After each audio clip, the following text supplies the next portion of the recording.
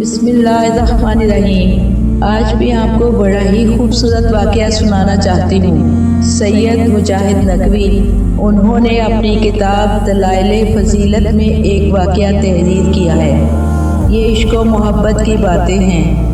انہوں نے تحریر کیا ہے کہ حرم امام رضا علیہ السلام میں جتنے بھی پھول اور پھل لگے ہیں ان کی دیکھ بھال کے لیے وہاں کی انتظامیہ نے ایک مالی مقرر کیا۔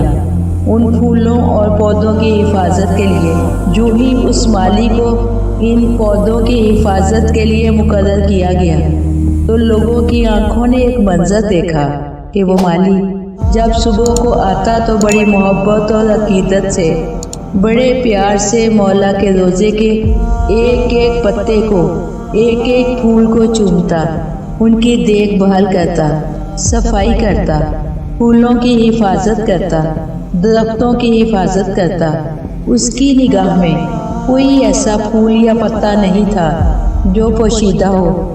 اتنی محبت سے وہ خدمت کرتا۔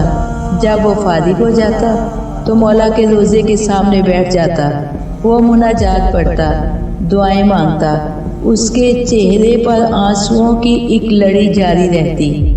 اتنی محبت کرتا تھا وہ اپنے امام علیہ السلام سے۔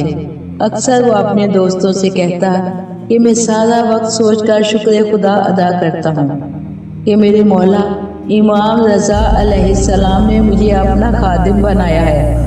اب سوچئے وہ کتنا خوش نصیب انسان ہوگا جس کو اس در کی نوکری مل جائے۔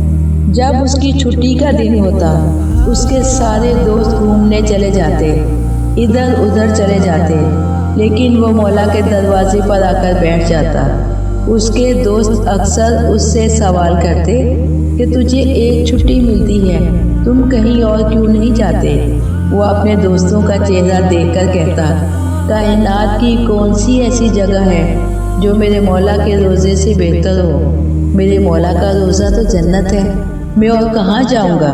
اس کے بعد وہ سرد آہ بھر کر ایک جملہ اکثر کہا کرتا، کاش میرے پاس اتنے پیسے ہوتے، میں مولا کے حرم میں زمین کا ایک ٹکڑا اپنی قبر کے لیے خرید لیتا۔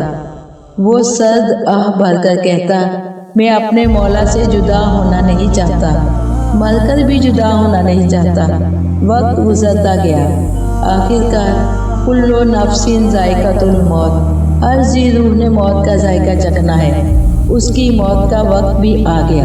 جب اس کا جنازہ تیار ہوا، آپ میں سے اکثر نے دیکھا ہوگا کہ لوگ جنازہ لے کر مولا امام رضا علیہ السلام کے حرم میں آتے ہیں۔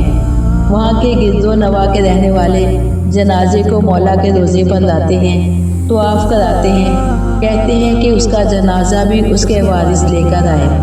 امام علیہ السلام کی زیارت کرائی گئی اور ذریعہ اقدس کا طواف کرایا گیا اور اس کا جنازہ امام رضا علیہ السلام کے صحن میں رکھ دیا گیا آخری دیدار کے لیے۔ اور جتنے بھی دیکھنے والے تھے وہ حیران تھے۔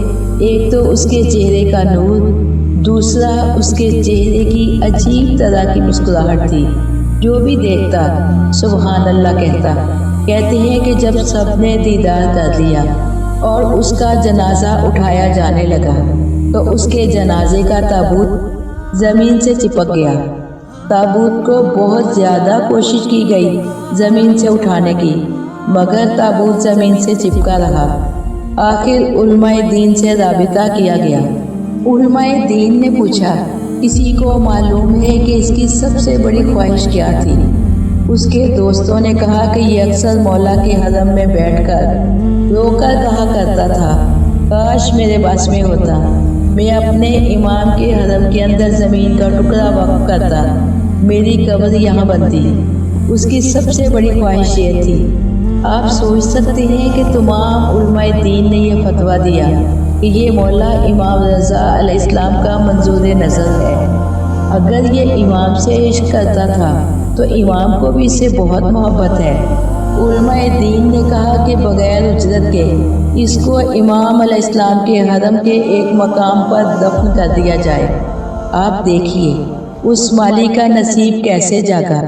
کہ حرم کے ایک کونے میں اس کی قبر بنی۔ جو اس در سے وابستہ ہو جائے وہ قیامت تک کے لیے زندہ و جاوید ہو جاتا ہے، جو اس در سے منسلک ہو جائے وہ کامیاب ہو جاتا ہے۔ معزز سامعین، اللہ تعالیٰ سے دعا کیجیے کہ پروردگار عالم ہمارے دلوں کو محبت محمد محمد علیہ السلام سے معمور کر دے، ہمیں زندگی بھر ان کا ذکر کرنا نصیب ہو، ہمارے دل میں ان کا عشق بیدار رہے۔ پروردگار عالم ہمیں ان کی سیرت پر چلنے کی توفیق عطا فرمائے۔